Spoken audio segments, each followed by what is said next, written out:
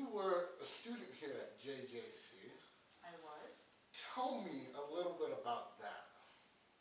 I was a returning adult student.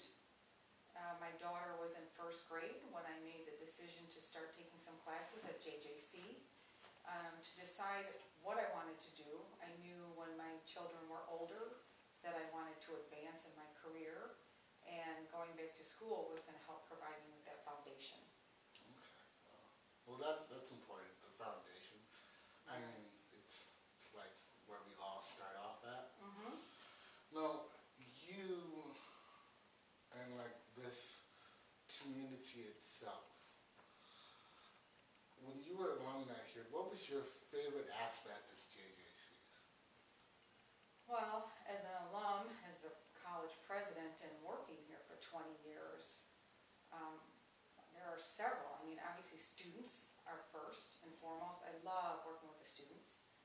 Every day when I walk in and every semester I see new faces, and anything we can do to help support student success is my #1 priority.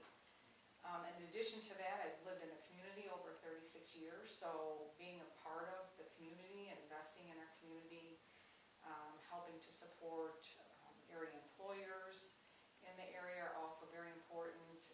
Working with our area high schools and our future JGC students is also very important to me. And just the faculty and staff. You know, I've shared people are our greatest assets, and they truly are. I've worked with so many of these individuals for almost 20 years now, and it's a great place. It's my most favorite place to be. Right now, you are serving as our president of Jarek Junior College. Mm-hmm. If you were not doing that, what would you be doing right now? Well, my previous position was the Vice President of Administrative Services, and I would probably still remain in that position. Like I said, I've been here almost 20 years. I'm invested in the college and in our community, and I would not see myself, I wouldn't envision myself moving on anywhere else at this point. So where do you see Joliet Junior College going while you're in service? Well, when I shared with the board my vision is together we'll build a foundation for the next 115 years, or for the future. And when we talk about that, it's a four-wall, four-pillar approach. We need to continue to look at the budget, the stability of our budget and financial security. We need to look at our academic programming to ensure that the courses that we offer meet the needs of our students and the changing demographics, the changing needs of our society, those skill sets. Yeah. Right. We need to, obviously work with student development to look for new opportunities to, increase enrollment.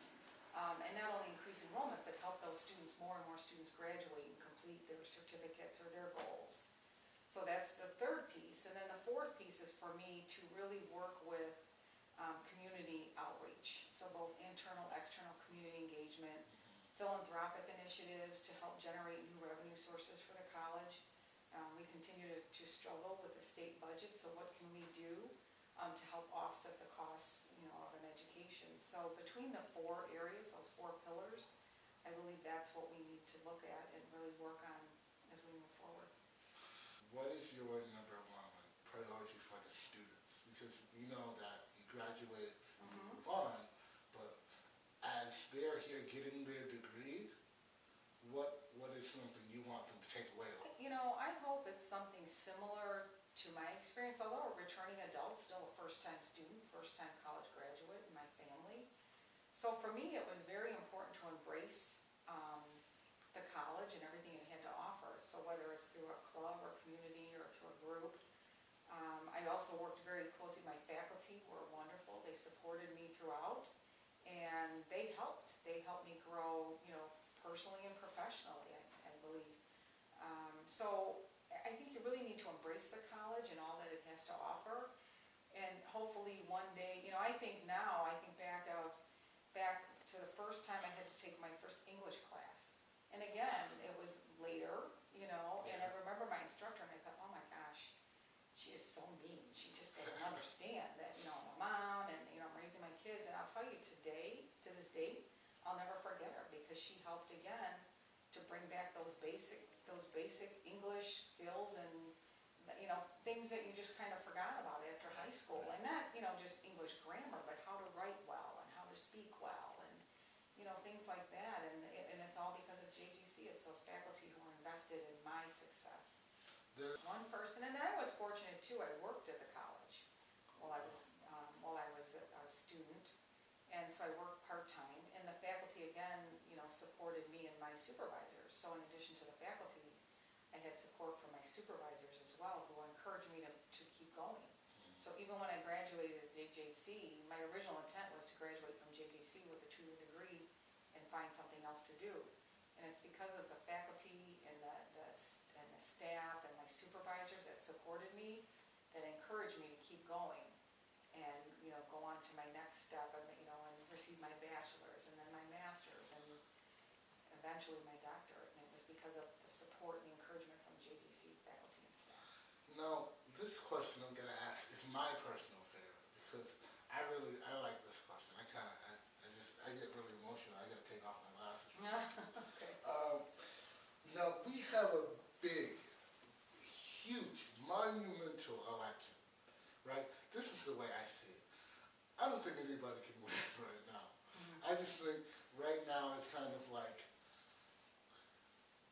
who's ever voting for this candidate, who's ever voting for that candidate, either way, we all lose. So that's the way I feel like. And, I was like, do I really want to vote as a college student right now? Do I want to vote? So my question to you is, there's media coverage 24/7 on this one debate, 24/7 always. Do you think it's important for a college student like myself and the rest of these college students that are here on this campus to get involved in the voting process? I think it's very important to vote. That's a right. It's a right as an American citizen. I think what we, our vote, whether people agree or disagree, it's our personal preference. And we have to support not only at the president level, but all of our legislators. It's those individuals who actually are going to represent us in our community. So if we want our voice to be heard, they need to hear from us to know that they have our support. Now, I've got one more question, and then, because I think this is a very, very important question. Well, to me at least. What's your favorite color? Colors. Colors. Green and gold. Green and gold. I like that. You know what? We are out of time. But Okay. thank you so much, Judy Mitchell, for taking this time and interviewing with me. You are very welcome.